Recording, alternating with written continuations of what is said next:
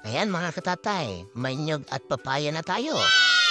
Atin nang gagawin ang pagluto ng gulay na papaya. Wow. Mga katatay, hindi ko tinatapon yung sabaw ng niyog. Mamaya malalaman niyo kung bakit. Ayan na mga katatay, umpisa natin yung pagkudkod ng niyog.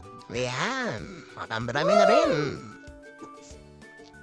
Mga kakatatay, yung nasa cup ay yung sabaw ng niyog. Yun ang gagawin natin para sa purong gata sa unang piga. Ito naman katatay, ito naman yung pangalawang piga. Tubig na lang nalagay natin dyan.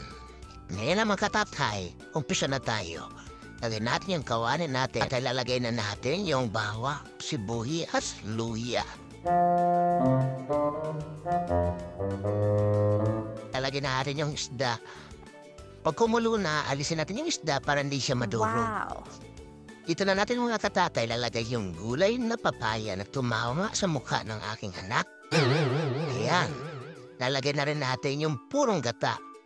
Lagyan natin ang paminta, asin, at kunting suka.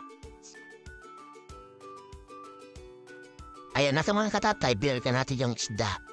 Ito pala mga katatay, nagyawan ako ng kunting gata para gawin kong mas malapot pang ibabaw ko sa gulay. Mga katatay, tapos na tayo magluto. Ang tanong, kakainin ba na aking mga chikiting? Abangan natin!